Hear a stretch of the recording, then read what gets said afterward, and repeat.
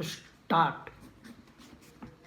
Sir, the Essential Commodities Act was passed 5 years ago, and when the Minister Stade came with an amending bill, we expected that he would give us a brief report on the working of this measure for the last few years.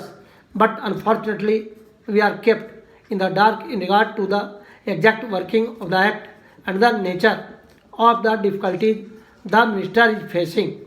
Sir, as far as I know, many of the provisions of this enactment have been observed more in violation by his agents at the state level. The food minister may be very earnest, may be very able, and may be very anxious to see that the various provisions of the Act are implemented in the most effective manner at the state level, but unfortunately, his agents at the state level are not equally enthusiastic or equally anxious to observe the provisions of this enactment. The most important objectives of this enactment are to control the supply and distribution of commodity and to maintain a stable price level. In regard to both these aspects, I am afraid that the government has failed to realize the objectives and view sometime past when there was a scarcity of food grains.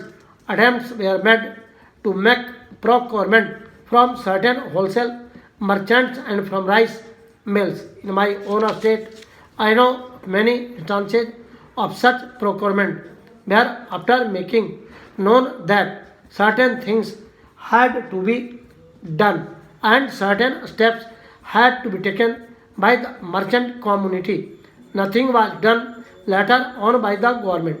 When they found that these very orders of the government were violated, as a result of the violations, there was a consequent rise in the prices of food grains. In respect of other commodities like iron and steel, paper, etc., we see a lot of speculative activity, but the provisions of the Act have not been brought to bear on them. Perhaps no case of prosecution was launched against those people who contravene the various provisions of the Act. We are interested to know in how many cases the government have taken steps to prosecute individuals who have violated the various sections of the Act. The minister said that the powers under the Act were not adequate. We sympathize with the food minister, but I want to know what action has been taken on this regard by the various state governments. And regard to the amending provision, I want to know from the minister what would be his difficulty even if minor offences are taken to courts of law. For instance, the Motor Vehicles Act deals with various offences, both major and minor, and various minor offences under the Act are taken in courts and people are prosecuted. What is the difficulty in taking these cases of a minor nature to courts of law?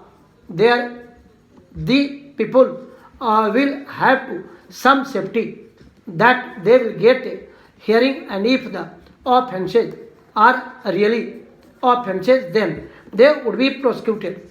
Otherwise, they will be acquitted. Here the minister said that there should be a security deposit if there is a violation of a particular provision of the enactment. Then the executive authority will have the power either to confiscate a part of the amount or the whole of the amount.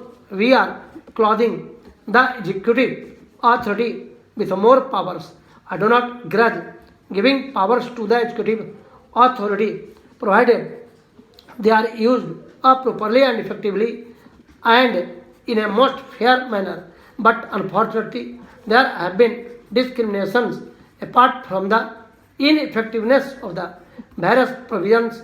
Wherever these provisions were used, there had been discriminatory use of these provisions against a few or in favor of a few. Normally, when officers are clothed with more powers, there is a large scope for corruption.